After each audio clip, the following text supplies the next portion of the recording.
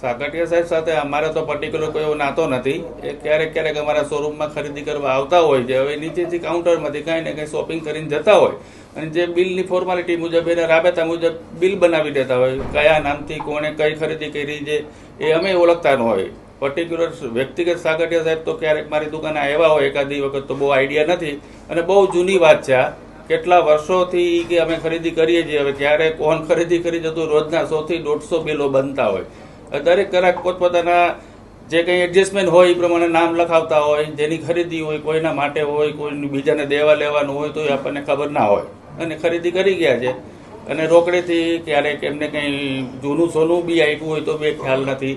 ક્યાં નામથી બિલ છે એ બી અમને ખ્યાલ ન હોય. પર્ટિક્યુલર એમના નામના એ કંઈ બિલ નહોતા પણ એને કોઈને કોઈ નામથી બિલ બનાવ્યા છે. એમના બધા બિલો એમને સાહેબે પોતે કીધું છે સાગઠિયા સાહેબે કે મેં કોઈ બિલ સાચવા નથી. બાકી એમનો લુકઆઉટ છે, અમને તો કંઈ ખ્યાલ નથી. એસીબી એ તમારી સાથે શું વાતચીત કરીને તમે એસીબી સાહેબે કીધું કે આ સાહેબ તમારે ત્યાંથી ખરીદી આ નામના કંઈ ખરીદી થઈ છે એના પર્ટિક્યુલર નામથી કોઈ બિલ અમારે ત્યાં બન્યા નથી. ખાલી ચોખવટ કરી છે. ઘરેણા લઈને આવ્યા હતા કે કઈ રીતે? ઘરેણા લઈને અહીંયા આવ્યા હતા એસીબી? ના, ઘરેણાના ફોટા અમને બતાવ્યા હતા પણ ફોટા ઉપર એટલો બધો આઈડિયા ના આવે. ઘરેણા તો એમને ઘણા અને રાજકોટમાંથી ઘણી જગ્યાએથી અલગ અલગ જગ્યાએથી શોપિંગો કરી છે. એમને ગોંડલથી બી ખરીદી કરતા અલગ અલગ. હવે ક્યાંથી કઈ વસ્તુ પર્ટિક્યુલર લીધી હોય તો દાગીનો જોયા વગરનો કોઈને આઈડિયા આવે. અશોકભાઈ, તમારી સાથે વાતચીતનું માત્ર કારણ એટલું છે કે આ બેનામી સંપત્તિ છે. 22 કિલો જેટલું સોનું ચાંદી મળ્યું છે. એમાં રાધિકાનું પણ સોનું છે. તો આ વ્યવહાર છે એ કઈ પ્રકારનો વ્યવહાર કે બિલથી થયેલો છે કે કઈ પ્રકાર? નહીં, બધું મારે ત્યાંથી કોઈ પણ આઈટમ બિલ વગર નીકળી ન હોય. હવે બિલ શું નામથી લીધું એ અમને ખ્યાલ ન હોય કેમ કે એ બધું સેલ્સમેનો નીચે બતાવીને નીચે એનો વહીવટ કરી જતા હોય. અમારે ત્યાં બીજું કોઈ એનું એકાઉન્ટ નથી. એના નામના એકાઉન્ટની અંદર કોઈ બિલ પર્ટિક્યુલર બિના નહોતા પણ કોઈને કોઈ નામથી બિલ બનાવતા હોય જે એની ફોર્માલિટી મુજબ ક્યારે આધાર કાર્ડ પાન કાર્ડની રિક્વાયરમેન્ટ હોય તો એ લોકોએ આપ્યા હશે. સાગઠિયાના નામે કોઈ બિલ્ડરો સોનું ખરીદી ગયા હોય અથવા તો કોઈ નામો એવા તપાસમાં સામે આવ્યા હોય આપની સાથે? એવું કઈ નથી. એમને આવા કોઈ બિલ્ડર આપના જાણીતા હોય આ સોનાનો દાગીનો આવડો મોટો બન્યો હોય તો આપના ધ્યાને તો હોય જ ને. કારણ કે અશોકભાઈ, આવડો સોનાનો દાગીનો જયારે બનતો હોય ત્યારે આપના નજરમાં સૌથી પહેલા આવતું હોય છે કે આ કોણ બનાવે છે, કોણ ખરીદનાર છે, તો ઈ તો સામે આવ્યું હશે. મારે ત્યાંથી એવી કોઈ મોટી જ્વેલરી પણ એને કદાચ લીધી હોય તો ખ્યાલ નથી મને. આ તો બહુ જૂની વાત છે. એ તો કે હું 10-12 વર્ષથી લેતો આવું છું સોનું.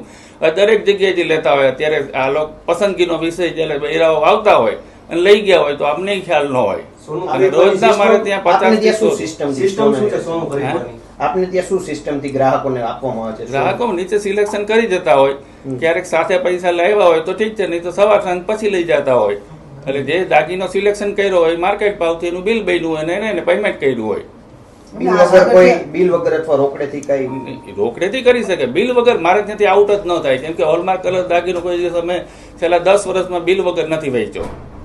અને આ બિલમાં કોઈ બિલ્ડરો એવા આવ્યા આપના ત્યાં કે બિલ્ડરો કોઈ ગીત ટાઈપ એવું કોઈ નજરમાં બિલ આ કોઈ બિલ બનાવ્યું હોય બિલ્ડરના નામે હોય એવું? ના, એવું કોઈ એમને આ દાગીનો કેના નામનો એ આપણે તપાસવું કઈ ન ખબર પડે ને. બિલ હવે ક્યારે કેટલા ટાઈમ પહેલાનો દાગીનો થી બી ખ્યાલ નથી મને. યાદ છે ત્યાં સુધી છેલ્લા 1.5-2 વર્ષથી તો અમારે ત્યાં કોઈ આવ્યું નથી. બીજાના નામે લઈ જતો એવું બને પોતે બની શકે. તો તમે આવો મારે ત્યાં, તમે કહો મારે વેટી લેવી છે તમે બિલ નામ લખાવો, હું બનાવી દઉં, તમે પૈસા આપો. પછી મારે કોનું નામ છે એનાથી મારે મતલબ જ નથી. પાન કાર્ડની જરૂરિયાત કેટલા રૂપિયામાં? 2 લાખ ઉપર અત્યારે છે. પહેલા 5 લાખ હતું, એ હવે 2 લાખ થઈ ગયું. 2018 સુધી 5 લાખનો નિયમ હતો, હવે 2 લાખ.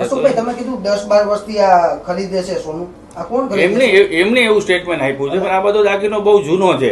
એમને જે ફોટોગ્રાફ ઉપરથી જોયું તો દાગીનો બધો બહુ જૂનો હોય એવી રીતનું દેખાતું હતું ફોટામાં.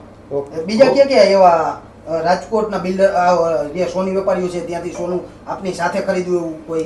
ના, એવું કોઈ પર્ટિક્યુલર આ લોકો મને આપો આના માટેનું સોનું એવી કોઈ વસ્તુ મારે ત્યાં બની નથી. એમને આપને સાથે કોઈને બોલાવ્યો હોય ત્યાં એસીબી એવા કોઈ? ના, કોઈ નહીં. ઓકે. ગોંડલના શોરૂમ એવો કયો ગોંડલનો શોરૂમ જે આપ કહી રહ્યા છો કે ત્યાંથી પણ? અરે ગોંડલના શોરૂમમાં અહીંયા અમારે એમ ખીમજી જ્વેલર્સ કરીને હતા. એ એમના કંઈક જૂના એના બાપ દાદાના વખતથી એ લોકો અહીંયા પરિચિત હતા એવું એમ કહેતા હતા. વાત થઈ હતી કે ભાઈ જૂના મૂળ ગોંડલની આજુબાજુને કે ગામના હશે એક્ઝેક્ટ તો આપણે બી પરિચિત નથી. અને પર્ટિક્યુલર અમારે સાગઠિયા સાહેબ સાથે બીજો કોઈ પરિચય નહીં. અમારે કોઈ દિવસ એનું કામ ન હોય. લેવા આવ્યા હોય તો લઈને વયા ગયા હોય. સાગઠિયાના ઘરના છે કોણ છે તો સ્ટાફ નહીં ન કરે. સ્ટાફ 6-12 મહિને ફરતો રહેતો હોય. એટલે આપ સાગઠિયાને ઓળખો છો કે નથી ઓળખો? સાગઠિયા સાહેબને ઓળખો છો કે નથી ઓળખો? હા, સાગઠિયા સાહેબને ઓળખું છું. પર્ટિક્યુલર 1-2 વખત આવ્યા ને ત્યારે કોઈ પરિચિત કરાવેલા આપણે હાઈ હેલો કરવા માટે ફોર્માલિટી માટે જતા હોય. ત્યારે શું કરવા આવ્યા તેઓ? કંઈક એમ જ ખાલી મળવા આવ્યા હોય કે કંઈ જોવા આવ્યા હોય અમારા ઓપનિંગ ટાઈમે આંટો મારવા આવ્યા હતા. ઓકે